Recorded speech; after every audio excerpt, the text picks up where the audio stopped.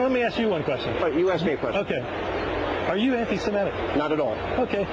On your show on Sunday, you're the show that's named after you, right? The centerpiece of that show was a guy named Andy Martin. I know you're reading your talking points. Andy Martin called the judge a crooked, slimy Jew who has a history of lying and thieving common to members of his race. Martin went on to write that he understood better why the Holocaust took place, given that Jews survived operating as a wolf pack. I'm a journalist who interviews people that I disagree with all the time. They give their opinion. I'll make a deal with you. If Barack Obama admits that what he did by sitting on a board with, giving speeches with, having going over to Ayers' house... You'll admit you're anti-Semitic? No.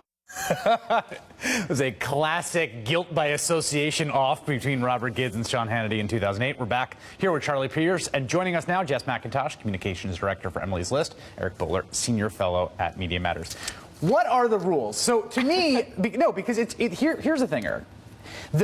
It has been the case against Barack Obama from the right from back in 2000, before he was even running for president. Right. The case against him was, this guy looks like a nice guy, but he pals around with terrorists. Jeremiah Wright. This has been a central argument they've been trying to use against him. Right. I mean, any politician, what's the phrase, show me who your friends are, you'll explain who you are. So, yeah, association is no problem. Everyone has to answer for it. There's a difference between inviting someone to the White House for a concert and that entertainer might have a controversial past or something like that, and campaigning with someone. And a quick point about why this blew up. I think, I'm going to plug Media Matters here. It was Tim Johnson who found last month, communist nurtured subhuman scoundrel. That put a nice bow around it. That explains Ted Nugent, and that's what everyone has been asking about. And it's important that we have those quotes on the record and people asking about. Emily's List has been active in the Texas race, and you guys have been monitoring it. Were you surprised the degree to which it blew up there? I was. I think that this week said a lot more about Greg Abbott than it did about Ted Nugent. Who cares about? We know who Ted Nugent is. He's irrelevant, whatever. Yes. Greg Abbott is relatively unknown. I mean, the last time he was a part of the national dialogue, it was because his campaign, to a certain extent, and a lot of his supporters were accusing Wendy Davis of having had a sugar daddy. Like, this guy gets in the news for rampant misogyny only. Right. And that seems like an odd campaign tactic for him to be continuing to use. All right, Charlie, I need you to referee what's more. Well, I mean, yeah, please. I'm sorry. First of all, let's not minimize the damage Greg Abbott has done. He is the guy who won the case in front of the Supreme Court to gut the Voting Rights Act. Yes. So he's had a lot more to do. I mean, if I had a choice between him hanging around with Ted Nugent or going to the Supreme Court and convincing John Roberts that we've reached the day of Jubilee, I know which way I'm going. Charlie, will you referee a fence off here? So the right freaked out when Michelle Obama invited the rapper Common to a poetry reading because he had a song called "Burn a Bush." Take a listen to that to get a flavor of that. Burn a bush, cause for peace he no push no button. Killing over oil and grease, no weapons of destruction. How can we follow leader when it's a corrupt one?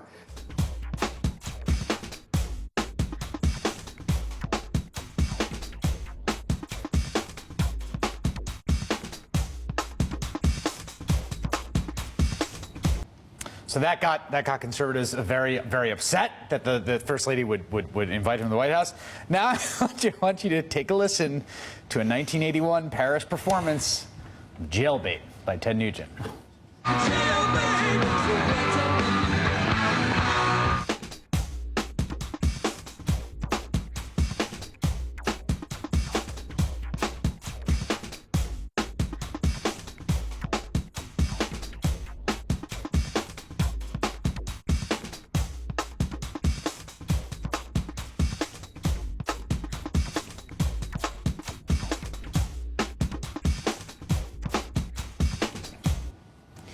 I don't care if you're just 13, you look too good to be true. I just know you're probably clean.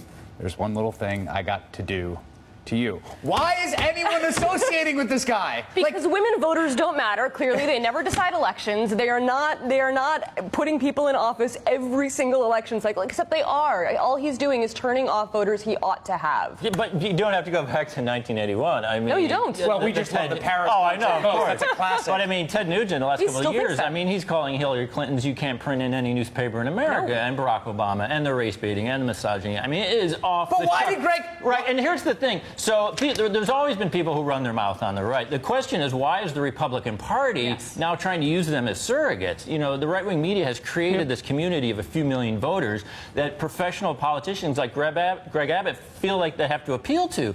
So they have to go through Ted Nugent. You know, they have to go through an Alex Jones, people who are so far on the fringe just 10 years ago. Charlie. Well, first of all, I'm glad to be here on this week's installment of Chris Hayes' American Top 40. But I think the reason the Republican Party has to deal with this is because there's no Republican Party anymore. Yes, right. Joe Biden's right about that. There's a kind of revolving universe of disparate power centers, none of whom answer to each other, let alone to any central authority. Is there a bigger marionette in American politics right now than Reince Priebus? Right. No, this is a really good to call Reince Priebus a front man is to insult Edgar Bergen.